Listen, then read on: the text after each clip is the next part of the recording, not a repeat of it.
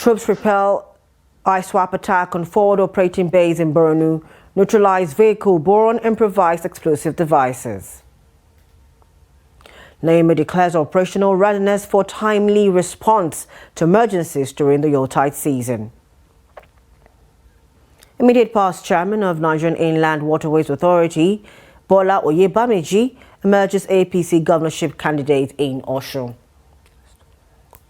Another foreign scene, Trump strips legal protections from Ethiopian refugees in latest crackdown. Good evening, this is news updates from Trust TV. I am Chiamaka Nwafo.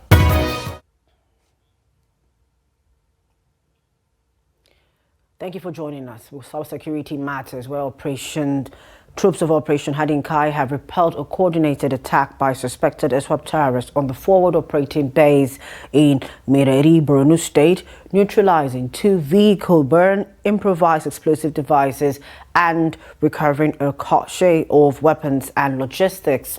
The attack occurred late Friday as troops conducting stabilization operations came under assault. According to a Saturday statement by Lieutenant Colonel Sani Uba, the Media Information Officer Joint Task Force Northeast Operation Hadinkai, the terrorists attempted to breach the base using 2 vehicles, but vigilante troops detected and neutralized both vehicles before they could penetrate the facility. Uba says CCTV footage from the base confirmed that several terrorists were killed during the encounter while others sustained injuries. He further noted that the operation led to the discovery of multiple terrorist corpses and the recovery of arms, ammunition and logistics abandoned during the retreat. Items recovered include AK-47 rifles, magazines and ammunition, belts of PKT rounds, hand grenades, motorcycles, communication devices, combat gear, as well as medical and other sustainment items. The military fathers say the neutralized vehicles were destroyed by the operation's defensive fire system, causing damage to the road at 2 separate points, adding, however, no breach of the forward operating base was recorded. In Oyo State, the police command says it arrested 43 suspected armed robbers and 23 suspected kidnappers across the state between August and December of 2025. The State Commissioner of Police, CP Femi Haruna, disclosed this during the Command 2025 end-of-quarter security evaluation summit held at the police headquarters in Eleyele, Ibadan. Trust TV correspondent was at the event and town tells us more. The Commissioner of Police, CP Femi Haruna, who was represented by the Deputy Commissioner of Police in charge of the State Criminal Investigation Department, DCP Salahuddin Isiaka, says the command also arrested 15 murder suspects during the period under review. He added that 9 alleged sex offenders and 9 suspected court members were also apprehended. According to him, the command recovered 2 AK-47 rifles, 1 AK-49 rifle, 135 rounds of ammunition, 10 locally fabricated firearms, 4 locally made pistols, and over 1.1 million naira in cash. The commissioner further stated that the police personnel continue to risk their lives in the line of duty to protect residents of the state, noting that some officers sustained gunshot wounds while foiling an armed robber attempt at a commercial bank branch in Bodija, Ibadan on October 27th.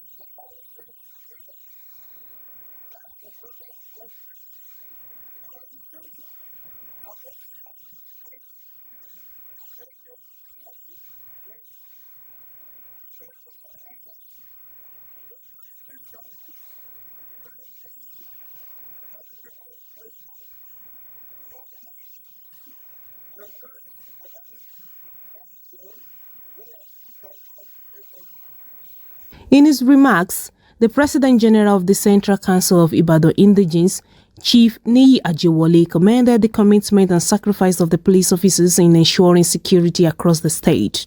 The scavengers who are running around the street, the area, they are surveillance, to robbers. Their surveillance to kidnappers. Our DPO are doing wonderfully well, with the exception of one or two of them, and I will give an example.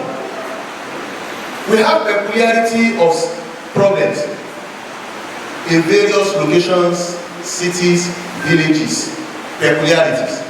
In Ibadan here, and who's part of your state. The major problem we have are land grabbers. It is land grabbing that brings thugs to secure the land. When you bring thugs, they bring arms. Security is a vital tool for community development. When you are not secure, when you are not learning or teach how to secure yourself and your environment, indeed, you are a mess.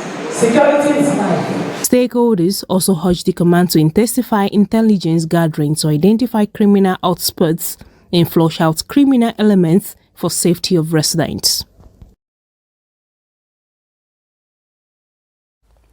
In Kebbi State, the governor, Nasir Idris, has assured parents of secondary school students that the state government is strengthening security around post-primary schools to safeguard their wards. The governor said his administration has commenced consultations with key stakeholders to review and reinforce security protocols in schools. The engagements involve security agencies, traditional and religious leaders, educationists and security consultants. The move follows the recent abduction of 23 female students from Government Girls Secondary School, Maga, and it's aimed at preventing a recurrence of such incidents. Speaking on Friday through his deputy, Senator Umar Abubakar Tafida, at the closing ceremony of the 2025 Kebbi State Quranic recitation, Idris urged parents to remain calm as security arrangements are being reviewed. He said schools will not be reopened until the measures put in place are considered adequate to guarantee the safety of students and staff. In elections, local government elections in Borno State were this Saturday conducted peacefully but recorded low voter turnout as polling units across the metropolis. Now, Trust TV's Beatrice Goritsi tells us more. On Saturday morning, streets in Maiduguri appeared largely deserted, with only a few residents moving about to their various destinations. Major roads across the metropolis turned into makeshift playgrounds as children took advantage of the vehicular restriction imposed within the city.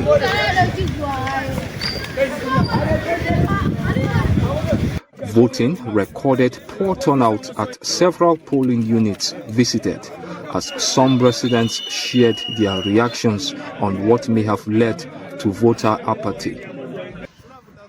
People came out, but not in large numbers. It's not as serious as a presidential or governorship election. This is just a local government election. So only those living close to the polling units turned out to vote. Some people felt there would be no justice or fairness in the process. That's why you are seeing very few people voting. It was very glaring that the conduct was peaceful. We went round together with you to two local governments of Maiduguri Metropolitan and Jiro. We went to selected polling units, random selection. In all the polling units visited, elections were going on peacefully without any ramp-up. So that goes to show that the exercise was free and fair. Clearly shows that my governor is working. You know, you can't see such kind of turnout if the government is working. That shows automatically our people are with us, and we are really proud of them. Meanwhile, Borno State Governor Babagana Zulum cast his ballot in his hometown of Mafa local government area. The governor expressed optimism that the outcome of the election would serve as a litmus test ahead of the 2027 general elections, predicting victory for the ruling All Progressives Congress, APC. The 2027 election will also all be well. This one should be a litmus test. Inshallah, in 2027, APC will win from the presidency down. Are you satisfied with the voters' turnout? I'm satisfied with the turnout. out of the 17 political parties that initially indicated interest in the exercise, only 6 participated in the election. With voting nearing completed, results are expected to be announced in the coming hours or maybe days. Beatrice Kuruti, Trust TV News, Mairari. Moving on from that, the Directorate and Director General of the National Emergency Management Agency, NEMA, on Saturday declared its full operational readiness for timely and effective response to emergencies during the Yuletide season and beyond. A statement by the agency declared the emergency response lines when its Director General, Zubaida Umar, led staff on a fitness exercise in Abuja.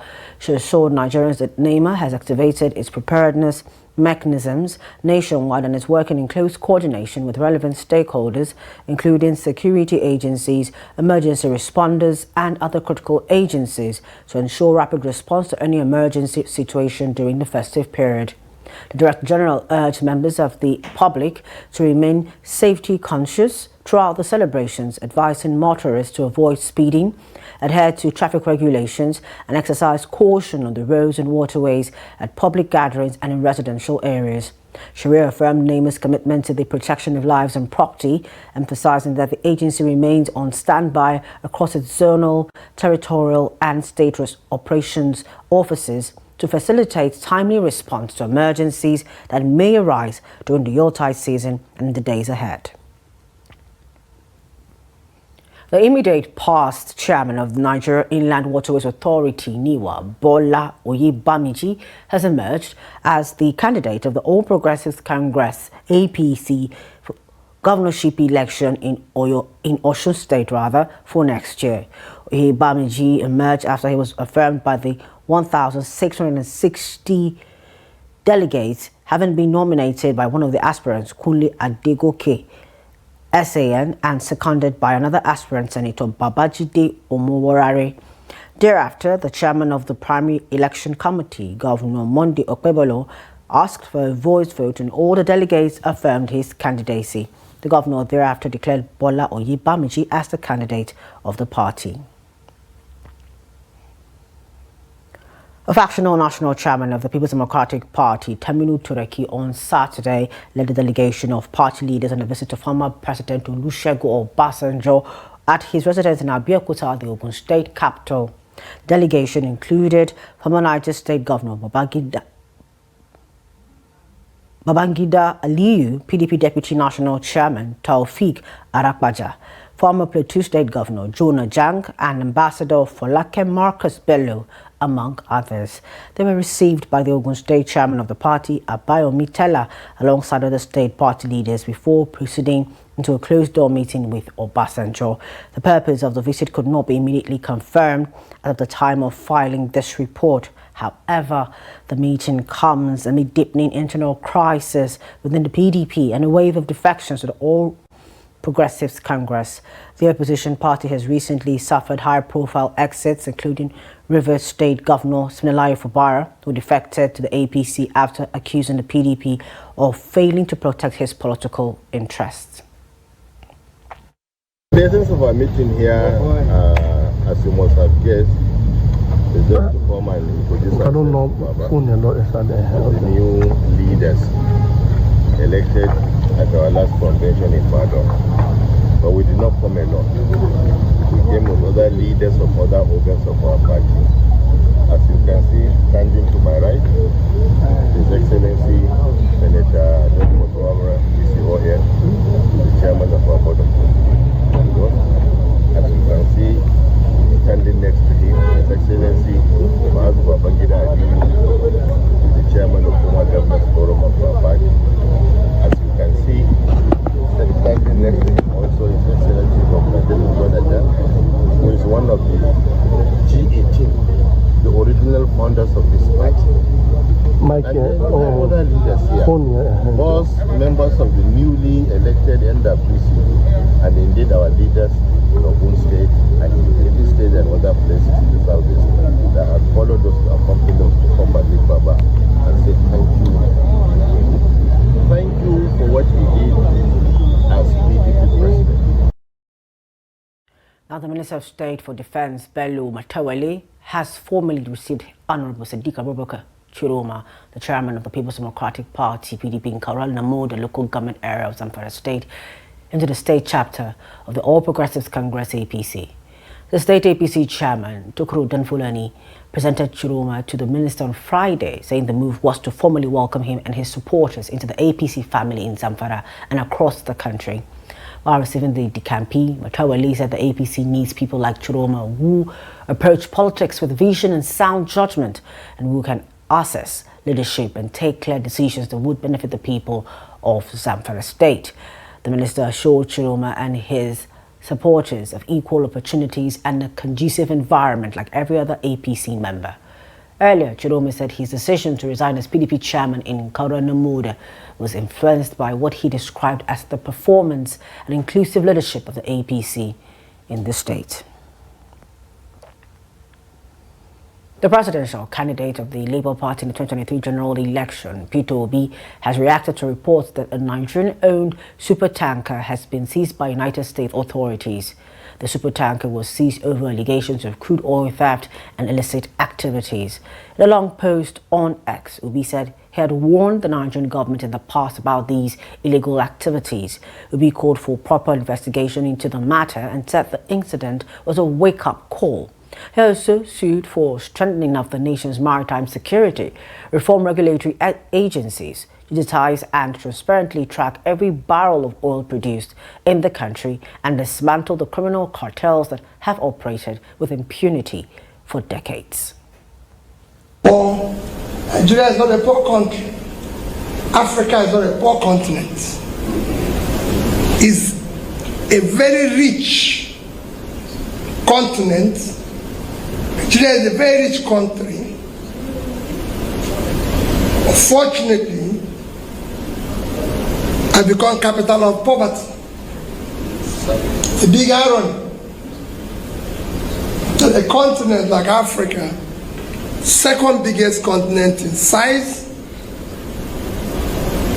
second biggest continent in population, with all the young productive age that will drive the world, has become capital of poverty in the world. And when I listen to the resources and what he concluded and said, they are going to negotiate. What is the Ogoni people going to negotiate? The government should be thanking them for coming up with an idea that will turn around the place. You don't need to negotiate. You don't negotiate what you have. I've said it. It's not just Ogoni, the entire Niger Delta deserves apology. Two more stories. Days ahead of the Christmas celebration, lack of funds have been identified as one of the major challenges that could dampen the festive mood in some communities across the country.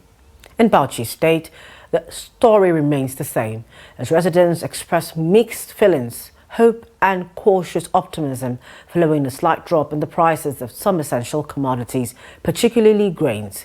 Trust TV's Adamu Imam has the details. Rising inflation, an unstable naira, and widespread economic challenges have turned what is traditionally a season of joy into a period marked by anxiety and financial strain. Although prices of staple items such as rice, maize, vegetable oil and beverages remain relatively stable and within what many describe as affordable levels, purchasing power continues to decline. Many families who will normally prepare lavish meals for Christmas may this year struggle to provide even the basics due to financial constraints. So one has to stay and arrange himself and know what's the next step to take, because it's not about going for the Christmas. We have other months to come. Like January, we have other things to face on to. If you travel, you will calculate how are you going to come back? What are you going to meet when you come back?